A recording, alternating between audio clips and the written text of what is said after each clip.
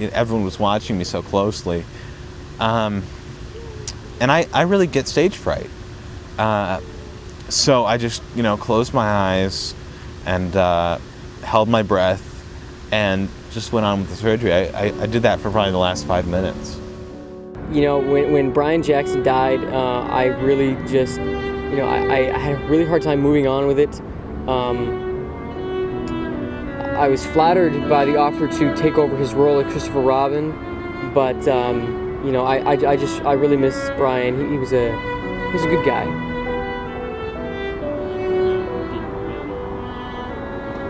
He's not dead? Well, Brian's not dead. Then what are we doing here?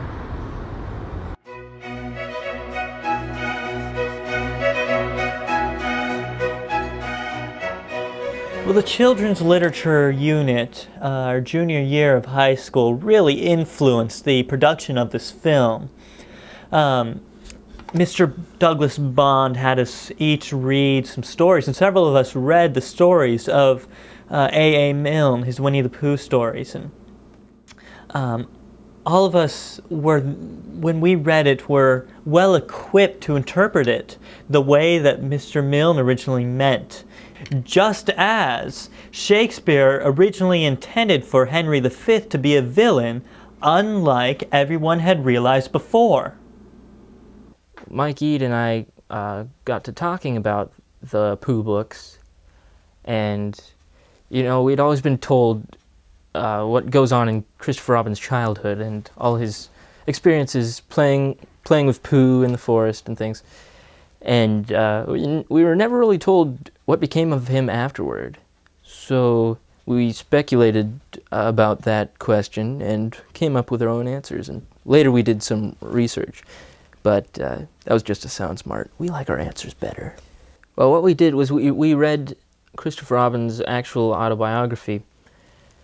And we meshed a lot of that with the original attitudes in the Pooh books.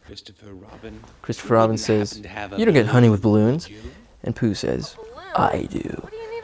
Really all we did was twist the inflection and to give a more malicious bent to Pooh, who we used as Milne's minion to inflict psychological damage on Christopher Robin in later years.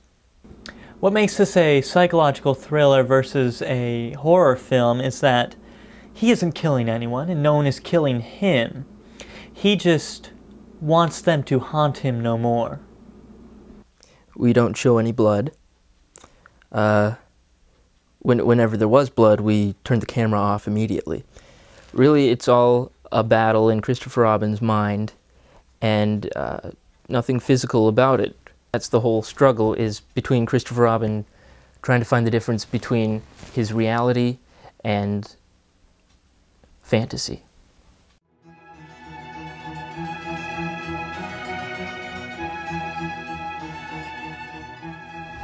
To work with Michael Ead, his ability to scale trees, his ability to just surprise us, really was, a kick to the back of the head. I didn't see coming, and I feel like he's, just so far above us, even now. Yeah, I directed this thing with the assistance of Mike Ead, who wrote it, and then I edited it, so we kind of worked together. And, or against each other, you could put it either way. The first day of working on this concept was the first day of summer vacation, and Mike and I stayed after school, as we usually did, and talked over things, which can be very dangerous. And in this particular case, we came up with a twisted plot of Milne's stories, and basically the rest of the day we went around to thrift stores and pulled our casts out of the stuffed animal rack. So many words to describe that, most of them comprised of 4 letters. When we initially started filming the movie, I didn't know that Mike had written the script for it. And when I found out, you know, partway through the filming, I really was not surprised, just because the concept was so totally Mike. I mean, who else would think to make a psychological thriller out of Winnie the Pooh? I never actually got to work with the infamous Mr. Eade, but I read his script, and it just blew me away. He seemed very British, and that really influenced this story. It influenced his work beyond that. This story, of course, takes place in Tacoma, Washington, though it was meant to be in Great Britain, and I think that the marriage of the two places was only brought on by Michael Eade in a way that no one else could have done.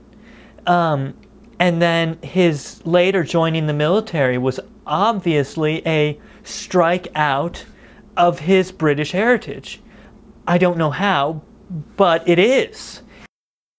He has influenced me in so many ways that I cannot imagine. I, to this day, have gone back to my non-existent British heritage because of him. And I just have to say it was the highest honor working under him.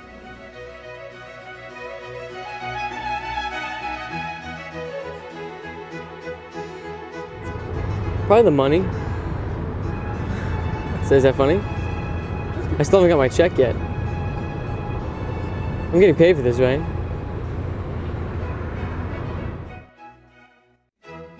My favorite part of making this film was probably the time I got to work with the infamous Gabriel Weber. It was the one scene I got to shoot with him, and even though we didn't really interact, it was an incredible moment. He had been acclaimed before that for all of his work so far. He was an incredible actor. Everyone spoke highly of him. And it was sort of like that scene in Gettysburg when Martin Sheen rides in on his steed. The one that was drinking? Oh, okay.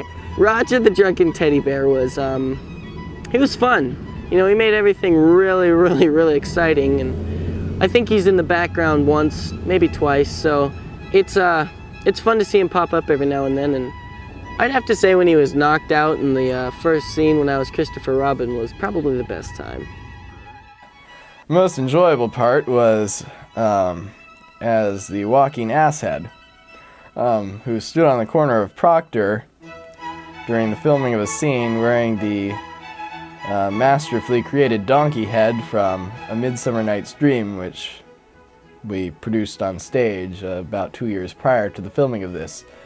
I put it on and stood in the background of a scene reading a newspaper. And I got a lot of really interesting looks from the people driving by through the intersection. And I was actually thinking a few times that someone was going to crash. But nothing like that happened. Instead, a little old gentleman walked by and asked me if there was any reason I was standing around on the corner looking like a jackass. I tried to explain it to him, but I'm not sure he really believed me. Doing the end scene was probably my favorite moment. Editing that all together, because we had already completed the middle scene of Christopher Robin on the playground, and that had worked out pretty beautifully, and that was the first thing that was actually done.